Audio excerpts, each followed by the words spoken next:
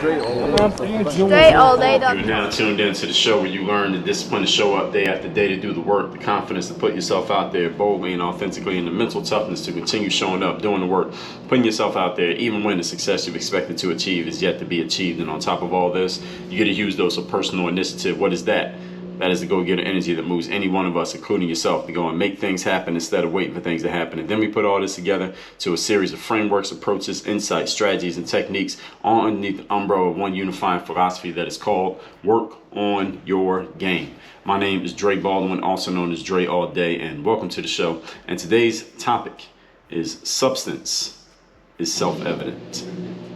And I'll explain what I mean by that, of course, as usual, in a moment. Now, before we get into that, first of all, let me tell everybody that I have a daily motivation text that I send out for free every single day to everyone who is in my text community. If you would like to receive that daily motivation text guaranteed to keep you focused, sharp, and on point every single day, all you got to do is text me at my text number, which is 305-384-6894. Send a text to that number right now because your phone is in your hand. Send me a text right now, and every day when I send out the daily motivation, you will be another lucky contestant on that list to receive that daily motivation text. And you can respond to any one of those texts. You'll be texting directly with me. The number again is down below in the show notes in case you missed it. Now, this topic, substance being self-evident. I was in Clubhouse, which is an audio app, which is it's kind of like a app for basically a clubhouse where a bunch of people can gather, and it's all audio, where people can talk about whatever subjects.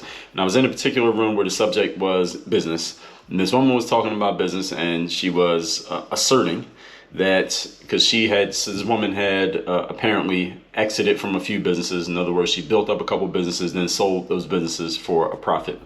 And she was asserting that if you have a business that you can't position it to sell it. If you have a business that you can't sell, then it's technically not a business, or it's kind of not a real business if you can't sell it. And I've talked about this a couple times. I've heard multiple people say it, and that is actually not the definition of business.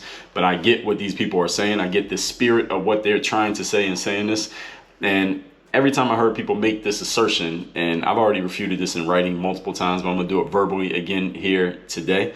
The actual definition of business is the practice of making one's living by engaging in commerce. So you don't have to sell your entity of a business in order to be in business. So I can have a hot dog stand, and if I sell those hot dogs for the rest of my life, I'm engaging in commerce and I make my living by doing that, then I am technically in business. That is the actual definition of business.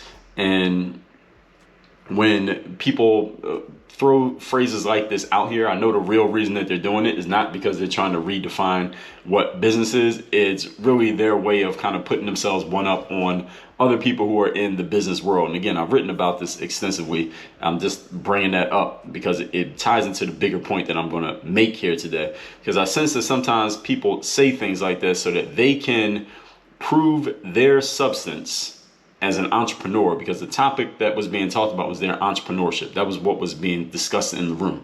So this woman was making her point and basically trying to put herself above others who might not have done what she's done so that she could be the quote unquote expert entrepreneur in the room versus others who might be at a different level. So she wanted to show that she was ahead of them, and that's why people should listen to her. Now, I can't read her mind. I don't know if that was really her reason, but I've heard enough people say this and saw enough people do this in the exact same format that's what led to today's episode, which is not about the definition of a word. But my point today is that if and when you are a person of substance, whatever your substance happens to be, you don't have to wear a sign that says so, nor do you have to, should you ever feel you need to, put down others who are not quite in your position or maybe not have your same level of substance in order to prove it. It should be obvious based on your work. It should be clear based on the work that you do without saying anything about anybody else that you are a person of substance. And that's what the discussion is going to be about here today. You'll understand clearly what I mean by this as we get into our point. So let's do that. Point number one. The topic once again is substance is self-evident. Point number one. The word substance is defined as having a tangible, solid presence. That's what substance means. If you are a person with a tangible, solid presence, it will be clear through the things that you do, through the way that you show up, and who you are being as a person, also in the results that are produced by the people who you serve. Now, if you're a person of substance in basketball, for example, the basketball players who are following your material, they will be getting better and improving and moving up and ascending in their careers based on what they're learning from you. So I don't have to tell you how much my substance is. Yeah, I will say it to market and promote and hype myself up. But at the same time, at some point, somebody's going to say, okay, well, let's see the people who you've served and let's see who's gotten better based on what you're saying. Because it's one thing when I'm telling you how great I am. It's another thing when other people are telling you how great I am based on the results they got through working with me. See, so it doesn't mean, being a person of substance doesn't mean that you don't share testimonials from the people who you've helped, or you don't share the results of what you've done. But it does mean that your work on some level must speak for itself. And if your work speaks for itself, you don't have to say or do certain things, at least not too often, to make sure people understand you're a person of substance. And that's why I brought up the anecdote of this woman in the clubhouse trying to define what it means to be a quote unquote real business. Now, this woman, again, she wasn't explaining to people how to sell a business. That wasn't the subject. The subject, we were talking about entrepreneurship. The thing is, if this woman really knows as much about business and entrepreneurship as she claimed to know, then she wouldn't even need to make that distinction that she did in order to make her point. So she was making that, giving this little anecdote about what makes something a real business to build credibility in herself.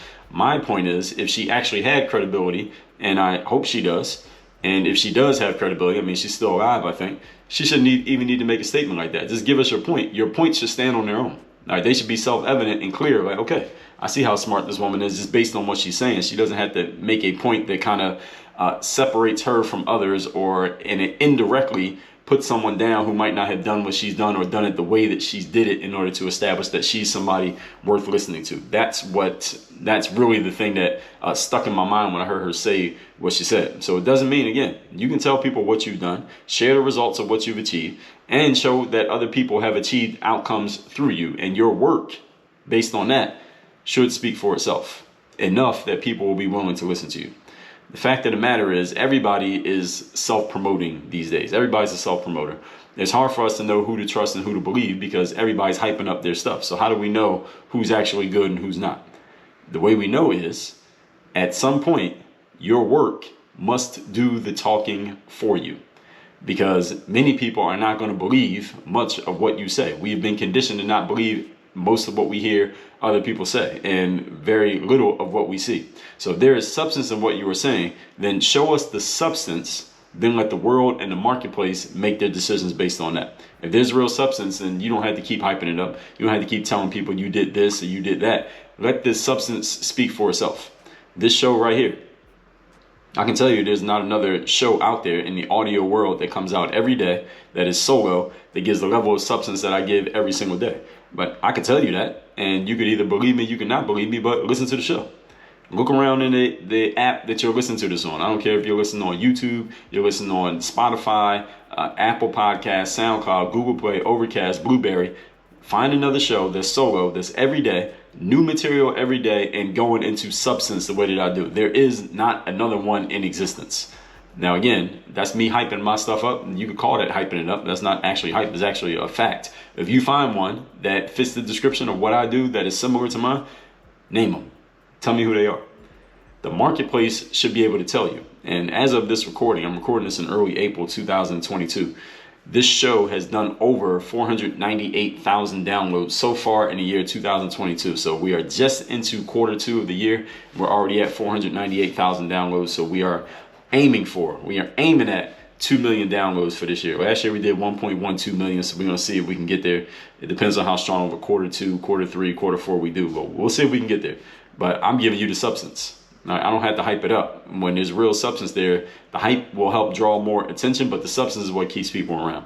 And I talked about this, and let me tell you what episode that was, because anything that I talk about here, I've talked about it before. So I talked about how to be a person of substance in episode 1286, and also talked about the style and substance mix for audience building, episode 1620. So listen to those two episodes. Again, that's 1286 and 1620. They are listed down below in the show notes. Point number 2. Today's topic, once again, is substance is self-evident. Number 2.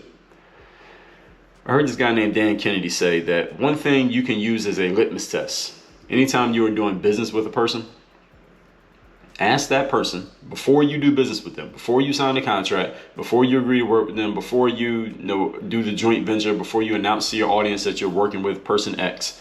Ask that person to provide to you 3 references of people they have previously done business with who are satisfied with what they got from that person and would do business with them again. So if I'm going to do business with you, for example, before we sign the contract, Mr. X and Joe Blow, Jane Blow, here's what I want you to do. I want you to provide me 3 references of people you've done business with in the past who were happy with the business they did with you, and if given the opportunity, they would do business with you again. I need 3 references before I do business with you. And what Dan's point was when he said this was that anyone who's been in business for any amount of time will be able to provide these references. The only exception would be if somebody's brand new. But anyone who's been in business for years should be able to provide these references. If they can't, go the opposite direction. Another thing that one of my early mentors told me when I was getting into the business side of things after basketball is that, Dre, you will know you are good as a professional speaker, for example, not because when you finish your speech, a whole bunch of people clap for you or they want to come take pictures with you when you step off the stage, because those aren't the people who are paying you. So yeah, that can stroke your ego, but that's not really what matters. The way you know that you're good as a speaker, she told me, was that when there are people in the audience or the person who actually booked you to be there in the first place approaches you and they want to pay you again or pay you period to do another speaking gig. So in other words, I'll give you an example. I can give you a few examples. Once I was doing a speaking gig in Seattle. I forget the name of the organization. It was like a health and human services type of organization. I was doing a gig in Seattle, and it was an association gig. And the person who was there to be like the moderator to make sure everything ran smoothly, this guy, his name was Jim. He was sitting in the back of the room. He wasn't actually like an attendee. He was he had an elevated position in the association. So he was just in there just to make sure I had everything I needed. But he was listening to me while I was performing my presentation. It was actually a 2-hour workshop that I was doing. And during one of the intermissions on my workshop, Jim approached me. This is probably about maybe 40% through it. He said, look, I am the head of this branch of the association in my state, because he was based in Baltimore, Maryland.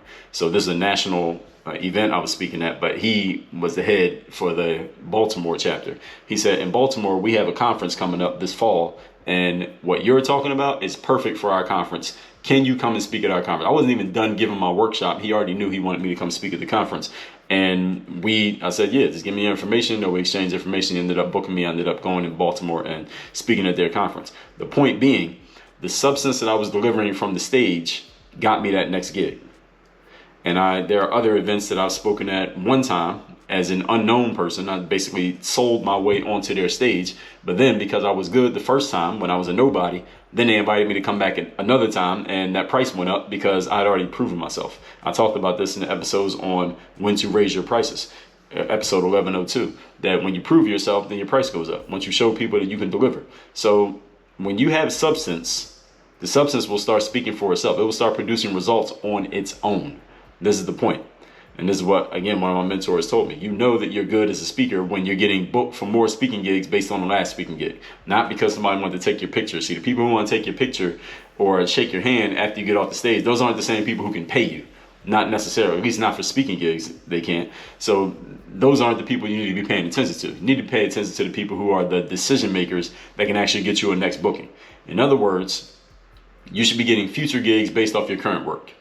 When I was playing basketball, for example, another way of looking at this, you athletes out there, when you're playing on the current team that you're playing for, if you show them that you can play every game that you play in, you should get players from other teams or coaches from other teams coming up to you and saying, yo, who you playing for next year?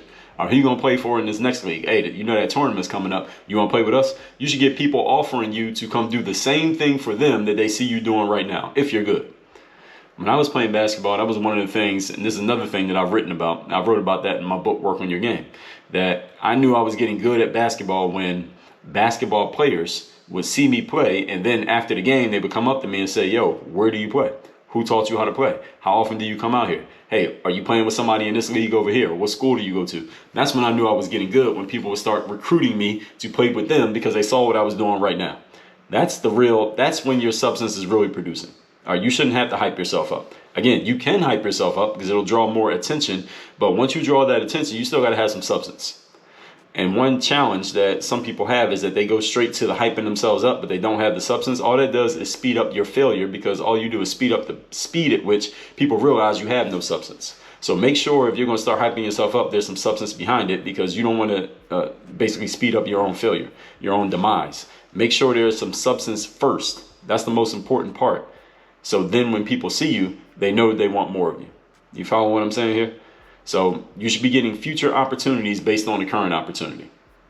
If that's not happening, and all you're getting is maybe a round of applause and a handshake and a good game and whatever it is, then maybe what you're doing and the game that you're displaying is not as great as you thought it was. In other words, when you're a person of substance, people will want more of what you're doing without you even telling them that you have more. They'll just want you to come do more with them. When I would play ball, I would go to some court or some park that I had never played at before and play with some guys who never seen me before, never knew me from anywhere. And after we got done playing, they would say, yo, there's a league over here, or you know where such and such park is, or such and such recreation center is, like, yo, we need somebody on our team like you. Yo, you should play with us. Give me your number. What's your name? Where you from? You live around here? That's how I knew I was good, when people start asking me things like that. If you're doing a lot of one-off work, meaning you work with somebody one time and you're not getting requests to do more of that same work, then your substance needs work. Not your marketing, your substance. Because whoever you're doing the work for, and whoever they tell, whoever they know, whoever sees you doing it, that is marketing in itself. And if that marketing is not producing, then there's something in your substance that is missing. Everybody following me so far? Point number 3. Today's topic, once again, is substance is self-evident. Number 3, understand that hype and marketing are good tools to leverage. As I've said already, hype and marketing will get people excited. They will draw eyeballs and attention. They will bring new people into your world. And they generate attention. And we are in the attention economy. So drawing attention is a good idea. So do not misconstrue when I talk about attention. It's not a bad thing to draw attention. You should draw attention. So this is a good thing to do. However, once people come into your world, your substance should take over from there. Because there's only so much hype that you can give somebody before eventually they want to know, all right, is there any meat? Is there any meat on these bones? Your substance should take over once you get people to pay attention to you. You should not need to use hype all the time with the same people, because people get tired of that and it's not going to keep working. Your substance should keep at least some of them engaged in your world. So being fun, being entertaining, being humorous, all those things are good. But make sure that the hype is not serving as a substitute for substance. You get it? The hype should be a complementary piece to the value and the substance and the meat and potatoes, the stuff that sticks to your ribs, so to speak. I've been on the inside of many programs of people who are known to those on the outside, people known for marketing themselves and hyping themselves up and selling on excitement. But let me tell you something. When you get on the inside of these people's programs, at least the ones that are good, there is much less hype than there is serious substance for the people who are able to stick around for some time. You stick around inside the programs of people who you might know as hype artists, who they hype their stuff up and get everybody all excited about what they're doing. There's substance going on the inside once you get on the inside. So don't think that it's all hype just because that's what you see from the outside. Hype is what people need to kind of get people excited and grab the attention of the browsers. But once you get people on the inside, the buyers on the inside, that's when the substance comes in. All right, that's when the meat and potatoes comes in. The same thing that I told you when it comes to selling. You want to sell people to get into something, you got to hype them up and you tell them about the outcomes and the results that they're going to get and how they're going to feel so great at the end of it and all that. Then once they get in, then you got to tell them the real about, okay, here's what it's really going to take to get that result. See, it's one thing that, all right, yeah, you're going to get this result and you're going to feel great. You're going to look great on the beach and you're going to have 6-pack abs and you're going to lose 30 pounds. But now let's talk about what is actually going to be required for you to look great on the beach and have 6-pack abs and lose 30 pounds. Because it's not going to be just I snap my fingers and it happens like you saw the before and after Instagram picture. You got to actually come to the gym. You got to work out. You got to follow this diet plan. You got to drink this much water. You got to get this much sleep. You got to throw away all those Oreo cookies and sodas that you got in your kitchen. You got to get rid of all that stuff. Or here's the meat and potatoes of how it works. So I didn't tell you about this in the sales pitch, but here's the meat and potatoes of what we really got to distance. All right, everybody following me? I told y'all the story of when my first experience in network marketing. I joined this network marketing program when I was in college, and they tell you about how you can make this money and make money passively and make money while you're sleeping, and how easy it is to do the program. All you got to do is tell people about it, etc., etc. Then when I got into the training, after I joined, at the beginning of the training, this guy named Tony, the trainer, one of the first things he said was, "This is sales." They never said anything about it being sales at the hotel meetings. But when you got in there, they told you, this is sales. I want y'all to understand what you really got into here. The whole point being, that's the substance. All right, that's the part that either is going to get you to leave or is going to make you stick around, but that's the part you really need to know about. And understand that substance needs to be self-evident, meaning the people who are willing to show up for the substance part, those are the people who will get the results. The people who only showed up because of the hype part, well, yeah, they'll sign up, but they won't show up. And there's a difference between signing up and showing up. All right, everybody understand? And I think I did an episode on this. Actually, I know I did an episode on it. But the key to lost opportunity is showing up unprepared. And I talked about this in episode number 429. And let me see if I can find that episode. I'm going to have to, I'll grab it and maybe I'll mention it in tomorrow's episode. But there is a difference between signing up and showing up. I know I've talked about it here on the show. I'm not finding the episode right now when I'm speaking. But just keep that in mind. All that being said, let's recap today's class, which is substance is self-evident. The point of today's episode is that when you are a person of substance, you don't have to announce that you're a person of substance. It should be obvious based on the work that you do. Point number one, substance is defined as having a tangible, solid presence. If you are this, it will be clear in your work, how you show up, who you're being, and the results of the people that you are serving. Since everybody is self-promoting these days and nobody knows who to trust and who to believe, your substance is really what does the selling for you, even though you might think it's the hype that's doing the selling. It's actually the substance. Point number two, a guy named Dan Kennedy said, one thing you can use as a litmus test anytime you're doing business with a person or before you do business, ask them to provide 3 references of people they've done business with in the past who are satisfied and would do business with them again.